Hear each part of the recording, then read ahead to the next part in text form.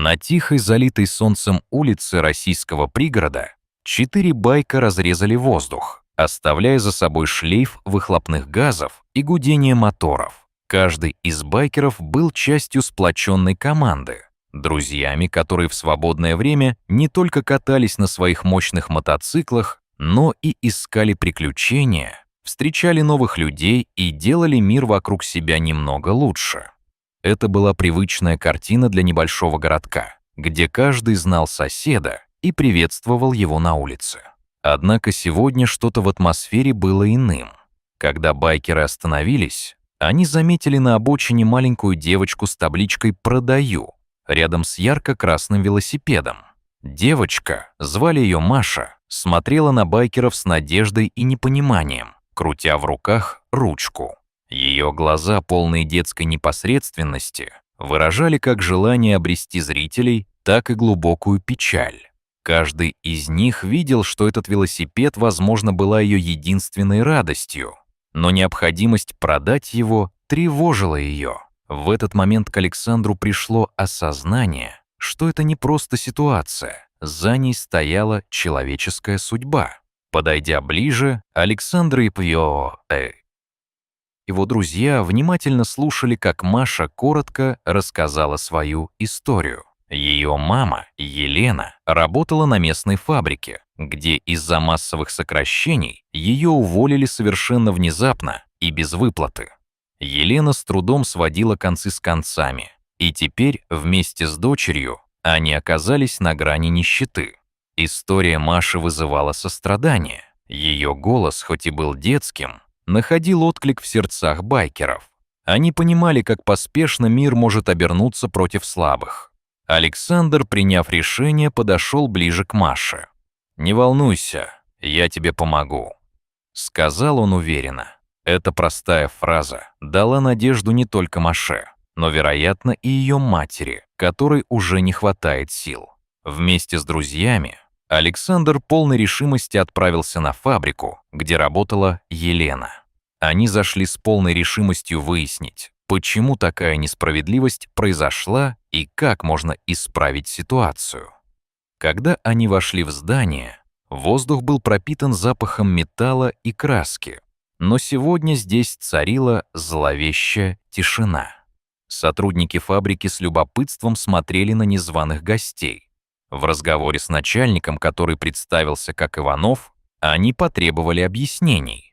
«Это не просто бизнес!» — крикнул Александр, вызывая на себя внимание. «Это жизни, судьбы. Человечность не должна уходить в прошлое». Каждое слово звучало с такой силой и решимостью, что даже тот, кто обычно не поддавался напору, почувствовал, как его крепость из равнодушия начинает рушиться. Начальник фабрики, покраснев от стыда, пытался оправдаться, но даже он понимал, что его слова были пустыми. С каждым моментом становилось яснее. Работа, уважение и достоинство — вот что они должны вернуть людям. Вернувшись к Маше, Александр не просто принес продукты. Он принес с собой надежду, искреннюю заботу и поддержку, о которых она так мечтала. «Помни, Маша», — сказал он, опускаясь на колено, чтобы быть на одном уровне с ее глазами. «Добро всегда возвращается. Главное — верить в него». Маша кивнула, ее глаза заблестели от новых надежд. Она, наконец, почувствовала, что не одинока, и в ее сердце завязалась уверенность, что все обязательно станет лучше. Александр не успокоился на этом. Он стал организовывать благотворительную программу для малоимущих, чтобы поддерживать таких людей, как Елена и Маша. С его активными действиями весь город вскоре узнал о его начинаниях. Люди начали приносить еду, вещи и деньги. Каждый вносил свою лепту. Неожиданно их маленький город встал на ноги. Сначала это выглядело как просто единичные действия, но со временем стало настоящим движением. Сообщество, которое когда-то казалось разбитым и равнодушным, теперь стало олицетворением доброты и помощи. Несмотря на всю помощь, Елена пыталась отблагодарить Александра, но он с улыбкой отказался от денег. «Не нужно этого», — сказал он. «Я просто хочу, чтобы вы были счастливы». На прощание Маша обняла его с такой силой, что Александру кажется, что он стал каким-то важным для нее человеком. Ее детский смех, наполненный радостью, заполнил пространство вокруг, зажигая надежду в каждом, кто это слышал. С каждым днем город становился все более живым. Улыбки стали спонтанными, а добрые дела — обычным делом. Друзья Александра тоже вдохновились этой атмосферой, и вместе они принялись за новые акции, которые дарили людям надежду и радость. Горожане, которые когда-то проходили мимо друг друга, теперь останавливались, чтобы поинтересоваться делами соседей. Дети в парке организовывали благотворительные ярмарки, собирая средства для тех, кто действительно нуждался в помощи. Программа Александра стала основой новых дружеских связей и построения доверия внутри сообщества. Обсуждая дальнейшие планы за чашкой кофе в небольшой закусочной, Александр и его команда решили: если мы будем помогать хотя бы одному человеку, то можем изменить мир. Это стало их новой философией, и они продолжали находить вдохновение в примерах действий, которые стали уже обыденностью. Каждый из них осознавал, что даже маленькие шаги могут привести к большим изменениям. Они решили начать с Елены и Маши, с той искры доброты, которая однажды зажглась и подарила такую надежду. Пройдя через множество собеседований и трудностей, Елена наконец нашла работу в школьной столовой, где могла обеспечить не только себя, но и свою дочку. Благодаря этому они смогли плавно вернуться в привычный ритм жизни. Тем временем Маша стала активно помогать в сборе игрушек для детского дома, горячо мечтая о том, чтобы каждый ребенок имел возможность играть и радоваться детству, которое, как она знала, начинается с простых вещей. Однажды, в один из серых и дождливых дней, когда ничто не предвещало изменения, байкеры снова проезжали мимо. Таким образом, они решили сделать маленький, но очень значимый жест и остановились, чтобы подарить Елене новый чайник и пакет с чаем. На записке было написано: «Пусть в вашем доме будет тепло и уют». Эти мелочи стали значить для Елены и Маши больше, чем что-либо. Они понимали, что так много людей готовы поддерживать их в трудный момент. Это придавало сил и уверенности. С течением времени, когда их благотворительность начала поистине укореняться в жизни городка, пришло время, когда Игорь и Александр решили отправиться в другие города, где люди также нуждаются в поддержке. Они знали, что не все так просто, и что их работа только начинается. Оставляя позади свой маленький городок, они чувствовали, что могут помочь не только местным, но и соседним сообществам, которые также жаждали доброты.